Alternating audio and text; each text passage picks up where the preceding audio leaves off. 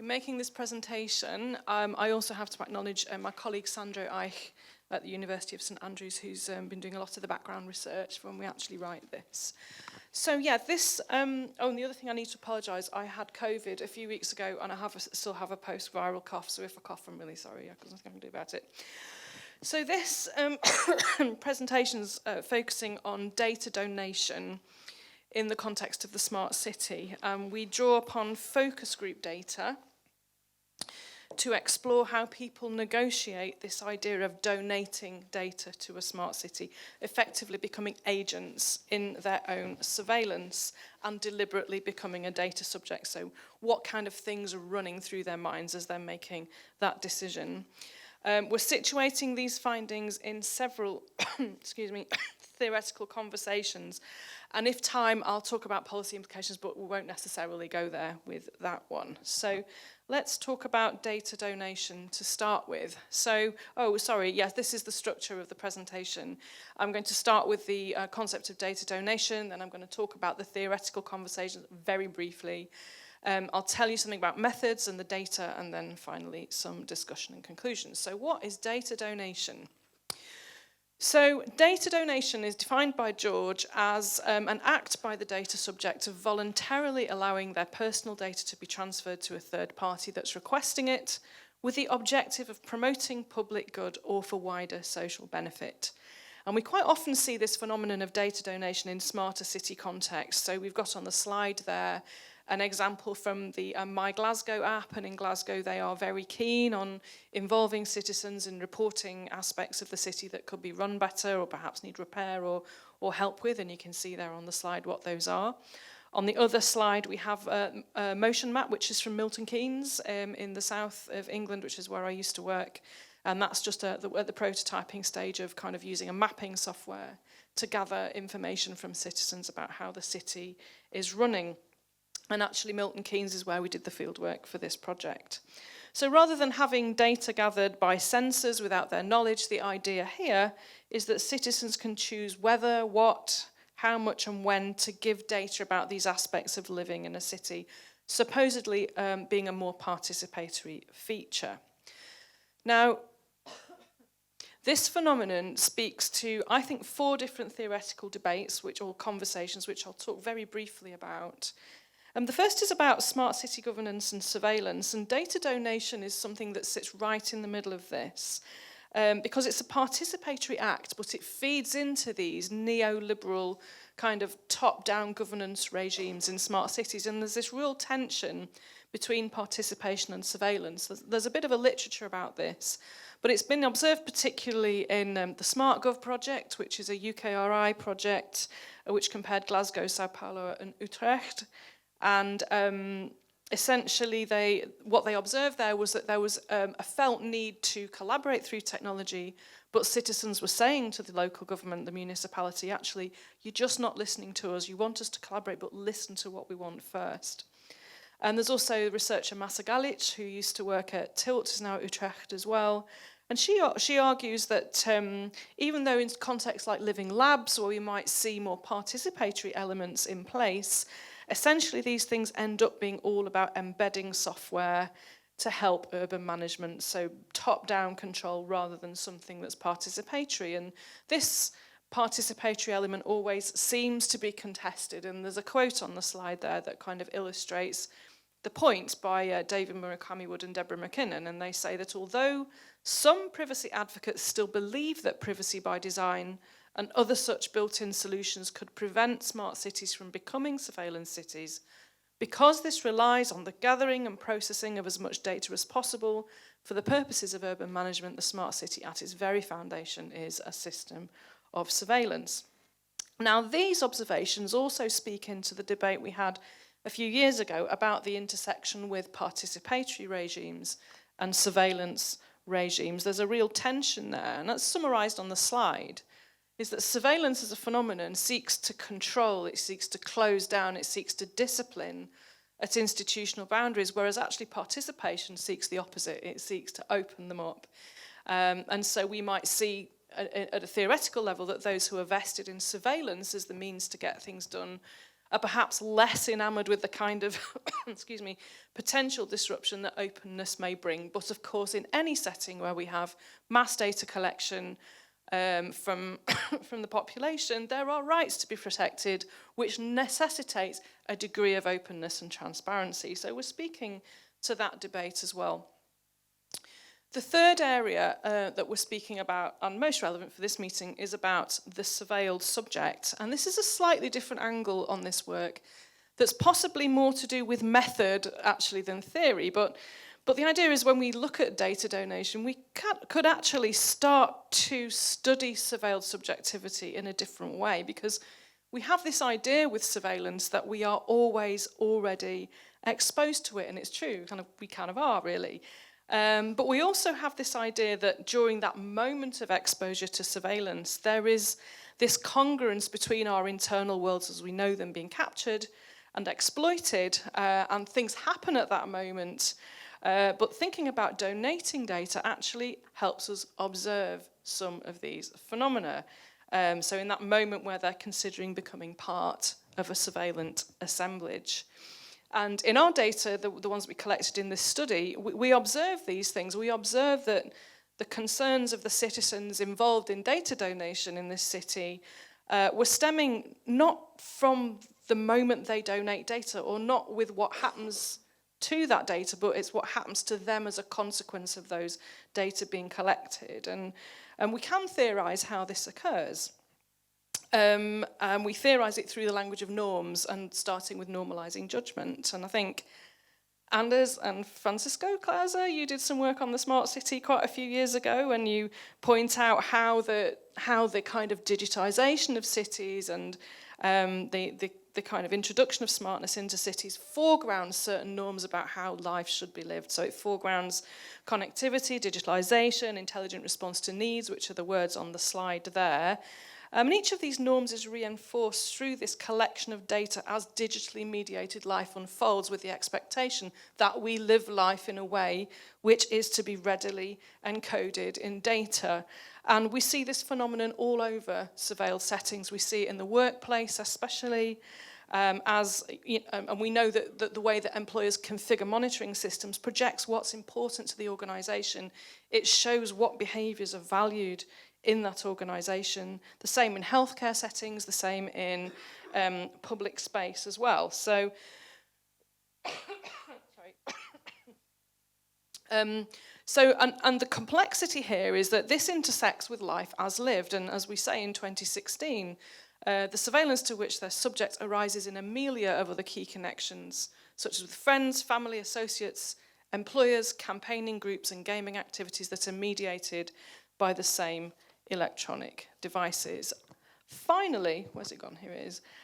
The final theoretical conversation, we've mentioned it already today, is privacy as a social value, where we talk about privacy as the epicenter of relationship making. That's one of George's statements. And we recognize the importance of privacy in terms of it helps protect autonomy in the formation of the self and how one participates in social groups. This has also led to debates about group privacy, which argues that it's our similarities that are worth protecting just as much as our individualities and contextual integrity. So that's a whistle-stop tour through the theoretical conversations that we feature in this paper.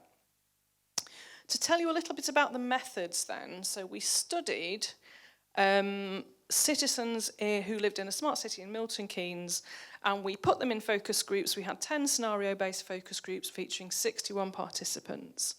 And in the focus group, they had to work through a scenario of a person who lived in a city called Chris, spelt K-R-I-S, so it's a gender-neutral name. And they were a fictional character involved in data donation, and they had to advise what Chris should do. So should being the operative word there, normative, heavily involved in the kind of normative elements there.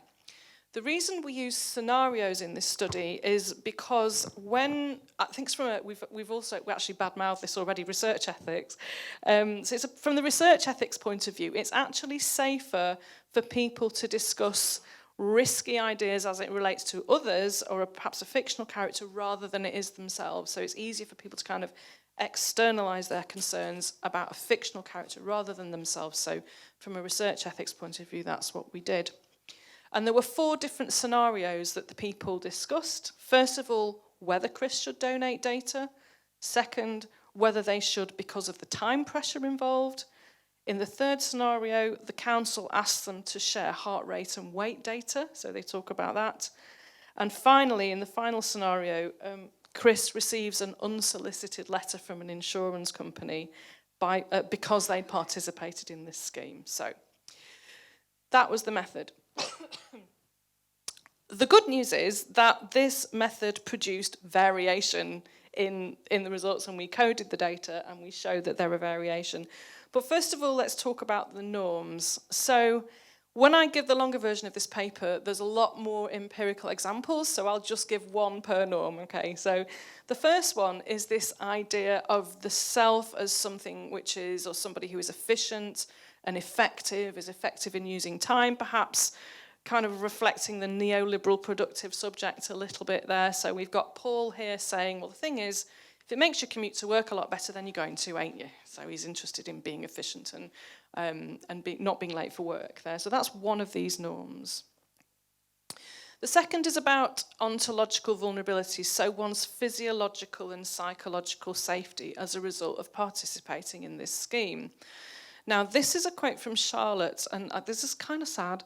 It makes me feel sad when I read this out anyway. And Charlotte is responding to the third scenario about height and weight data. And she says, Slim Fast. Now, Slim Fast, if you don't know, is this one of these awful meal replacement milkshake things. Anyway, so she's imagining what happens to Chris. And she says, well, Slim Fast adverts keep popping up. And you're like, right, yeah, okay, I've been spied upon here. Especially as a woman. If Chris is a woman, she's like, oh my goodness, they're giving me advertisements for my weight. A problem which I wasn't aware was a problem. And she was happier with herself, which makes me feel sad. But anyway, so she's thinking about what Chris is thinking if she gets punted adverts about weight loss having participated in the scheme.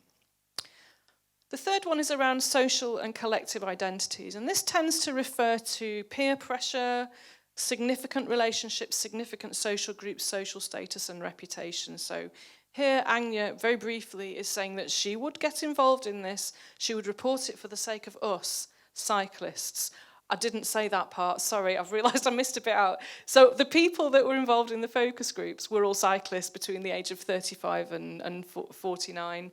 They were mixed genders and ethnicities, and that's really helpful because it's focused. Obviously, that's a limitation of the study as well. So yeah, I forgot it was all about cycling. Right, so the next norm is economic status. Now, when people talk about this, they're talking about their financial well-being. Perhaps the use of trade-off logics, those kind of cost-benefit analysis in what they're doing. And here, you know, we see a neoliberal consumer subject, perhaps reflected, very British.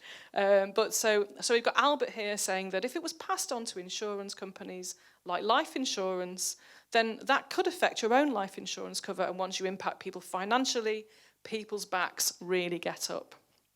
And the final set of norms we had was around citizenship. So in citizenship claims, people frame data donation as an act for the public good. So here we have Rachel saying, so I wouldn't be putting an app on my phone purely for no good reason. So if there was maybe an incentive to, I suppose, if they could say the pothole might be repaired, keep the city council accountable, that might be a big enough incentive. So we've got 5 different clusters of ideas there that people are using to debate whether Chris, and by extension themselves, because they refer to their own stories a lot, should be involved in this data donation. And here is what the variation was, and this is where we saw the dilemmas.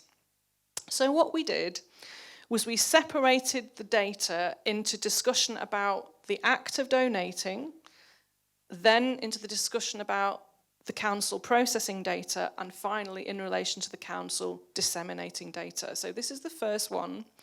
And what you can see on this table is a strong skew to the left. So mostly they were quite positive about it, but we see dilemmas in terms of time involved, so that's self as efficient and effective, whether it will make them more secure or not, and whether the council, in terms of the bottom line, the citizenship claims, whether the council will actually do what it's supposed to do with the data. And the same in the second one. So we also see a skew to the left-hand side of the table. We see the same ontological security dilemma, the same citizenship dilemma, but also a dilemma around financial implications. But what's super interesting is that when we look at the third set of codes around data dissemination, we see a huge skew to the right. So this is not okay. This is not okay with our participants. They are not happy about the implications of excessive dissemination, perhaps to third parties. It challenges them ontologically. It challenges their identity. They're concerned about economic status. Maybe there are still a few benefits there. Certainly citizenship claims are coming into that as well in terms of an opposition. Time, not an issue. Okay, so what's interesting about this? Well, there's a number of interesting things about this. The first is that these normative dilemmas surround the ways in which life can and should be lived through data. It's not about data processing necessarily. It's about the consequences of that data processing from one's life. So what does that mean for personal efficiency, safety, significant relationships, finance, and citizenship claims, their ability to hold their local council to account? And there are tons of things folded into this, tons of social norms. Time efficiency, productive neoliberal subjectivity. There's norms about gender, body size and shape, victimization of violence, public safety and vulnerability. Obviously, I didn't give all the quotes for those, but yes, they are there in the data. We have norms about benefiting one's social group and community. We have norms about financial security, well-being, avoiding financial loss, the neoliberal consumer, and holding others to account. And it was consequences beyond the data processing, not just what's in it for me, but what's in it for us. And there are a lot of us's involved in our data set. Cyclists, local community, family, city, suburb. And really interestingly, the only element that did not produce a dilemma was the green one. So if I'll just go back, green one there is social and collective identity. Seems to support it's okay for us all in my social group to donate data, for the council to process data. Oh, hold on a second, not when we disseminate data, which speaks directly to privacy as a social value. It is our shared elements that are worth protecting. So there's some interesting results there. In terms of theory and the contribution there, what we can say is that we have identified perhaps the different layered ways in which citizens engage with data donation and that moment of becoming a surveilled subject with many identities woven in. In terms of our first two conversations, we have ideas about data donations constituted as surveillance and as participatory. There are multiple registers there. We've perhaps reproduced that tension and it's not a clear-cut distinction. In terms of the third theoretical conversation, we can see complex embodied engagement in connecting with surveillance infrastructures. That's a space which is plural, it's constitutive, it's connected with embodied perceptions and worldly phenomena. And we can also see, as I've said already, a massive impact on, a massive indication for privacy as a social value. I can give some policy reflections. I know I've kind of dashed it 1 minute. Right, okay.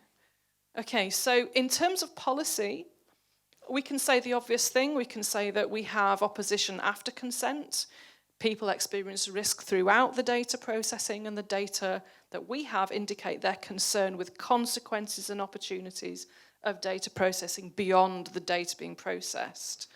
So the questions are about developing policy to avoid that false sense of control over data, that enables municipal bodies to be held to account, so perhaps utilising these participatory mechanisms a little bit more deeply in relation to data donation. So in conclusion then, what I would just say is that we've spoken to the idea that the intersection of data donation with life as lived, expected norms, feared consequences is critical if we're going to design ethical and effective data donation initiatives, which are supposedly participatory and not in any way surveillance. But for those who govern, importance is generally placed on planning and efficiency. But for citizens, we've shown it's potentially a lot more than that. It means, among other things, that we hold our council accountable. We want to be safe, sociable, financially and personally secure, and want to live somewhere which values our rights. And that's 20 minutes.